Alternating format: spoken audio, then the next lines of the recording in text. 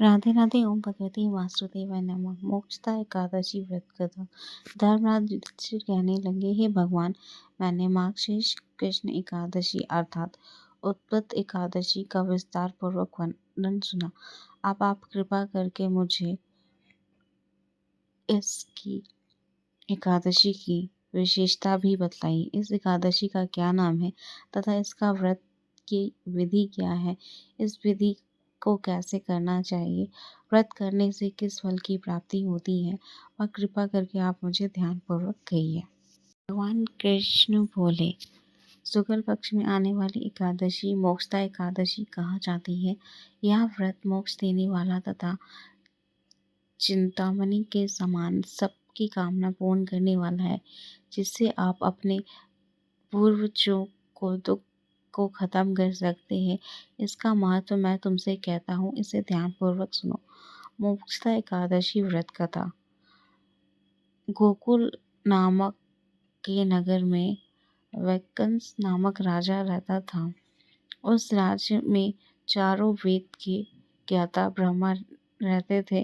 वह राजा अपनी प्रजा को पुत्रवत पालन करता था। एक बार रात्रि में राजा ने स्वप्न देखा कि उसके पिता नगर में हैं।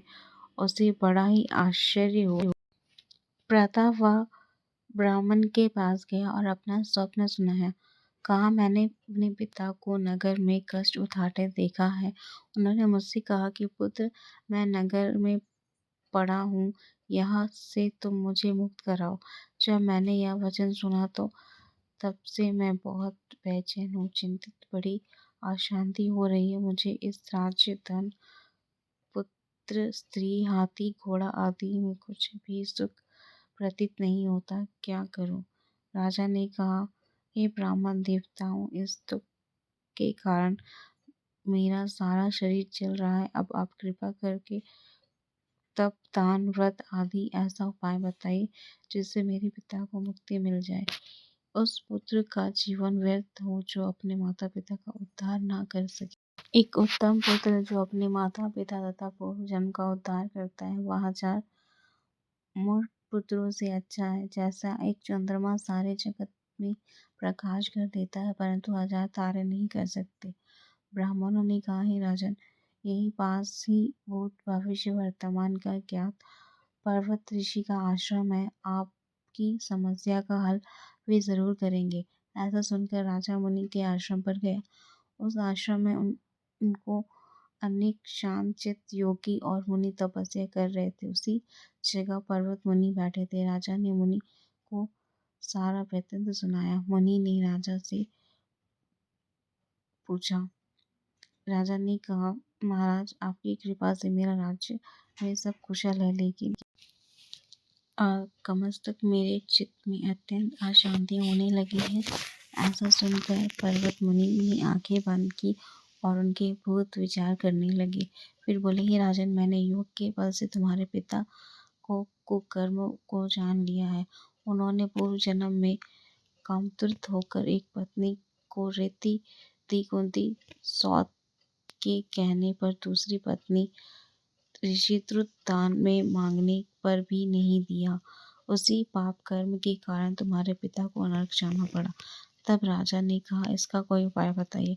मुनि बोले, हे राजन, आप मार्गशीर्ष एकादशी का उपवास करें और उस उपवास के पुण्य को अपने पिता को संकल्प करके दे।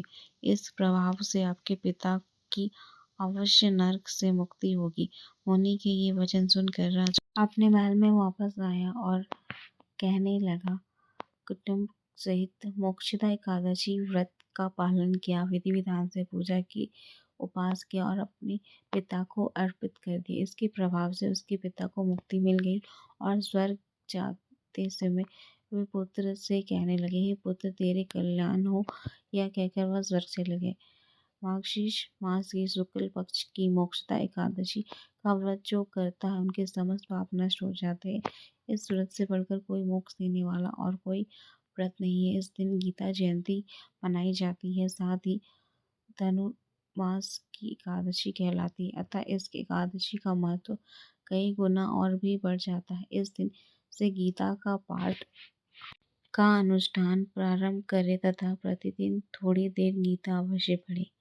इसी के साथ मोक्ष एकादशी व्रत कथा तत्पन पूर्ण हुई। वीडियो पसंद आया हो तो चैनल को सब्सक्राइब करना और लाइक कमेंट शेयर करना ना भूलें। मिलते हैं आपसे नेक्स्ट वीडियो में। राधे राधे सभी को। ओम भगवते वासुदेवाय नमः।